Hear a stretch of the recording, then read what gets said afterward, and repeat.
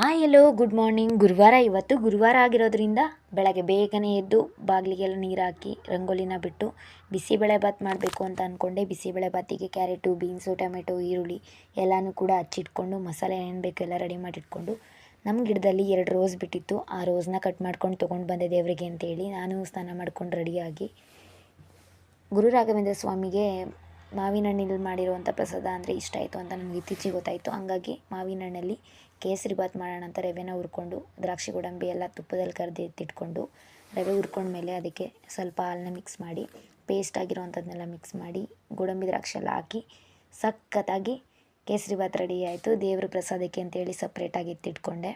ಮತ್ತು ಬಿಸಿಬೇಳೆಭಾತ್ ತಿಂಡಿಗೆ ಮಾಡೋಣ ಅಂತೇಳಿ ಎಲ್ಲರೂ ವೆಯ್ಟ್ ಮಾಡ್ತಾರಲ್ವ, ಹಂಗಾಗಿ ಬೇಗನೆ ಬಿಸಿಬೇಳೆಭಾತ್ ಮಾಡೋಣ ಅಂತೇಳಿ ಬಿಸಿಬೇಳೆಭಾತ್ ಕೂಡ ಮಾಡಿಟ್ಕೊಂಡೆ.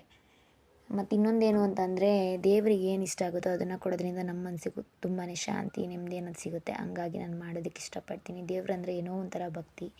ರೆಡಿ ಆದ ತಕ್ಷಣ ದೇವರಿಗೆ ದೇವ್ರ ಸಾಮಾನೆಲ್ಲ ತೊಳೆದಿಟ್ಟು ಬಾಗಿಲಿಗೆ ಅರ್ಶಿನ ಕುಂಕುಮ ಎಲ್ಲ ಇಟ್ಟು ದೇವರಿಗೆ ರೆಡಿ ಮಾಡಿಕೊಂಡು, ದೇವ್ರನ್ನ ಒಳ್ಳೆ ಮನಸ್ಸಲ್ಲಿ ಎಲ್ಲರಿಗೂ ಒಳ್ಳೇದಾಗಲಿ ಅಂತ ಕೇಳಿಕೊಂಡು ದೀಪನೂ ಹಚ್ಚಿ, ಹಾಗೆ ಗಂಧದ ಕಡ್ಡಿನ ರಾಘವೇಂದ್ರ ಸ್ವಾಮಿಗೆ ಹಚ್ಚಬಾರ್ದು ಅಂತ ಹೇಳ್ತಿದ್ರು. ಹಂಗಾಗಿ ಧೂಪ ಆರತಿಗಳಿಂದ ಮತ್ತು ತುಪ್ಪದ ದೀಪದಿಂದ ಪೂಜೆ ಆರತಿನ ಮಾಡಿ ಎಲ್ಲರಿಗೂ ಒಳ್ಳೆಯದಾಗಲಿ ಅಂತ ಬೇಡ್ಕೊಂಡಿದ್ದೀನಿ. ಮತ್ತು ಇನ್ನೊಂದೇನು ಅಂತಂದರೆ, ಈ ವಿಡಿಯೋ ನಿಮ್ಗೆ ಇಷ್ಟ ಆಗಿತ್ತು ಅಂದರೆ ಸಬ್ಸ್ಕ್ರೈಬ್ ಮಾಡಿ, ಲೈಕ್ ಮಾಡಿ, ಶೇರ್ ಮಾಡಿ.